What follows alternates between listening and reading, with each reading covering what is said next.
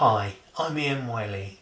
I'm sailing Trilleen round Britain and Ireland over the autumn of 2022 and the spring of 2023 to support the Andrew Cassell Foundation, who got me back sailing and racing independently after a spinal injury and serious mental illness.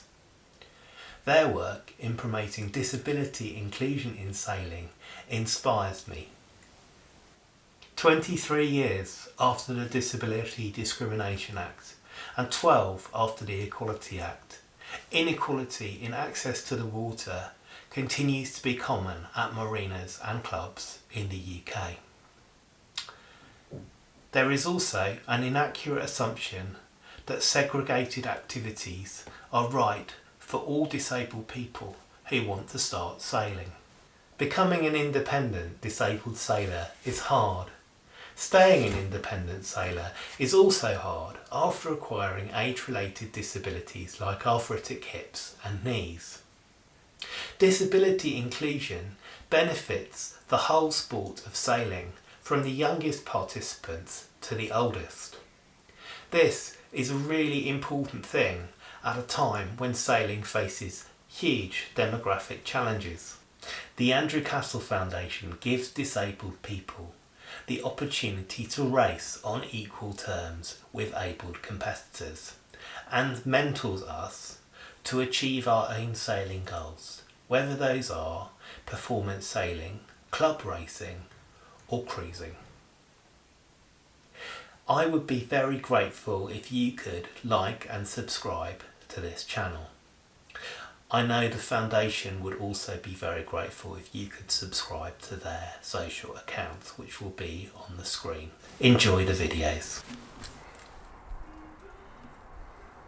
So I'm off playing courier, driving some biological samples to Salisbury Hospital that are needed before I can have my operation to insert a suprapubic catheter. It's a relatively minor operation, but it hopefully will have really positive effect on my ability to do more sailing, because at the moment I'm dependent on incontinence pads, and that's a bit frustrating, and also they're very bulky, whereas a catheter system can be quite compact.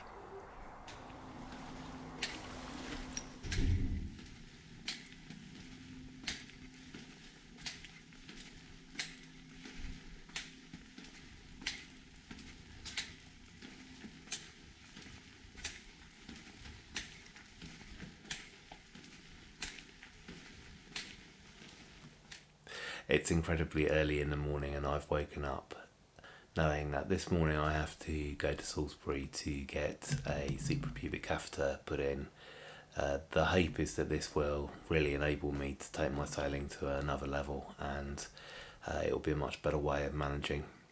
You never quite know though until you've tried it out, so it's unfortunate that trying it out and leaving the nursing home where I've been residing for 7 years is coinciding, but that's the way these things go.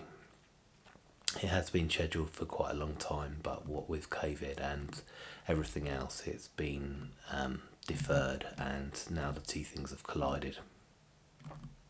The other thing is always that anxiety about going up to hospital on a day case operation and not really knowing whether they're going to cancel it or not. That's always entertaining, but I'm hoping that they won't, obviously. So we will see what happens.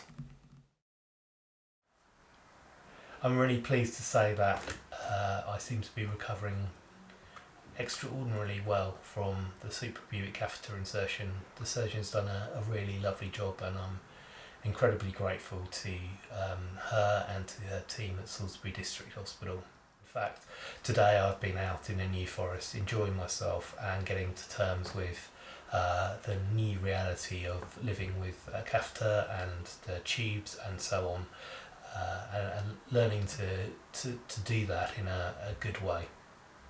I promised that I would give you some insight into my plans for the round Britain trip. So I will.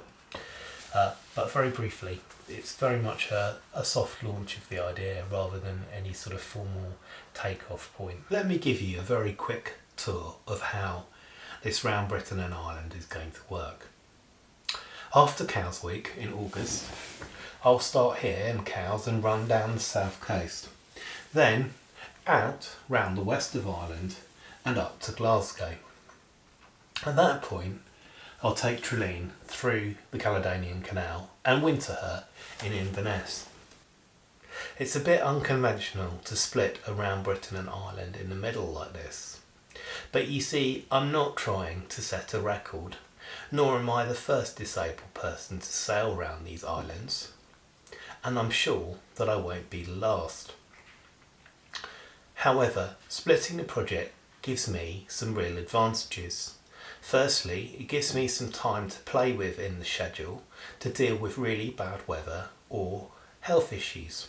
And secondly, it means that over the winter of 2022 I have the opportunity to spend some time travelling, talking to yacht clubs and marinas about the state of inclusion at their venues and to advance the cause of disability accessibility to the water. Then, in the spring of 2023, we'll start again in Glasgow and head down into the Irish Sea to visit a few key ports, and then head up, out, round the Hebrides, round the top of Muckleflagger, and then back down the east coast of England to Cowes. So, in outline, that's the plan. I'm sure that there'll be lots and lots of things along the way that change, but broadly, that's what I want to achieve.